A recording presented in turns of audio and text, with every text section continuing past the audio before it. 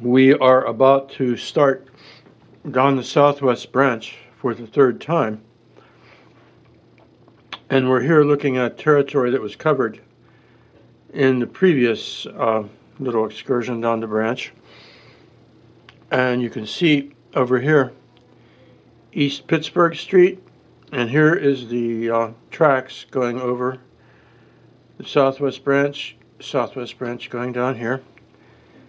Interestingly, what you see in this old photograph is the outcropping, the rock outcropping in Offutt Field. There was once a quarrying operation going on down here.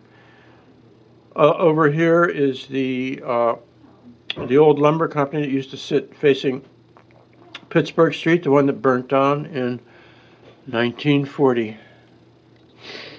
And here is about where we ended up the last time when we were looking at the southwest branch. Here is the brewery over here that we were starting to talk about, but didn't get that far. And maybe this time we'll get to look at it. This is the understructure of the old Freedom Oil Works. It sat right beside the tracks up above the brewery. And that is the brewery.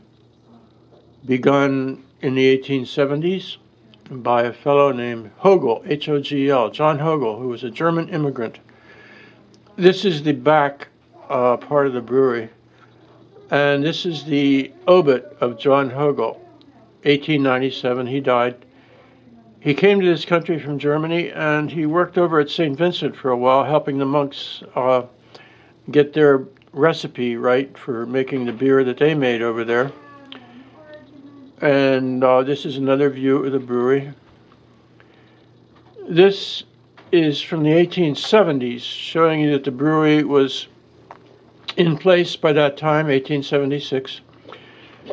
This is the southwest branch. This is Pittsburgh Street up here, Urania Avenue. And you come down here 450 feet south of the intersection of Brewery Lane and Urania. You'll find what was once the old hanging tree before the branch was built, before the railroad was built. This was Mrs. Monahan's little Irish shanty. And this down here is was an engine house, place where the little steam engines were taken care of.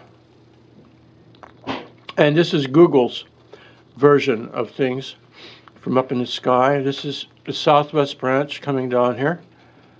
And I pointed out the location of the old hanging tree, the location of Mrs. Monahan's little Irish shanty, and the location of the engine house where the engines were fixed.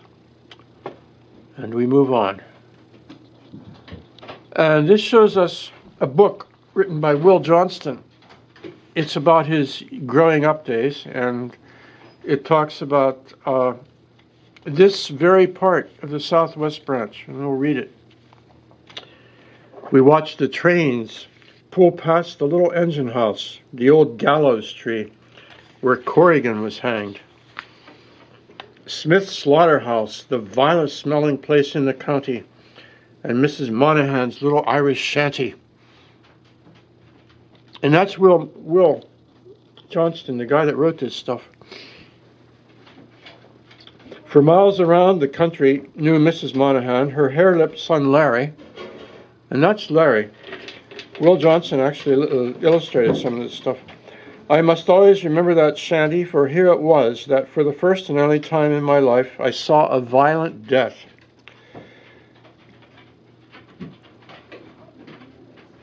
I was on my way to my grandfather's south of town and had just reached the top of Bears Hill when I heard a great crash and saw that just at the engine house, this is the engine house here, this is Bears Hill coming down here, named for the Bears Mill. Heard a great crash. Just at the engine house, an engine and several southbound cars had struck a cut of cars and caboose standing on the siding. I raced over as fast as my little legs would carry me and reached the wreck just as a trainman carried the engineer over into Mrs. Monahan's shanty. This is the wreck. This is the fellows carrying the engineer. And that's Mrs. Monahan's little Irish shanty. I raced over and carried the engineer. Monahan's shanty on the floor. I saw him writhe in agony and point dramatically to one of the little knot of his companions and scream hoarsely, "You did it! You did it! Your carelessness has killed me." And he died before the man prostrate on his knees beside him could be forgiven. And that's Will Johnston's childhood memory of sometime in the 1870s or 1880s down here at the little Irish shanty. This view is looking south.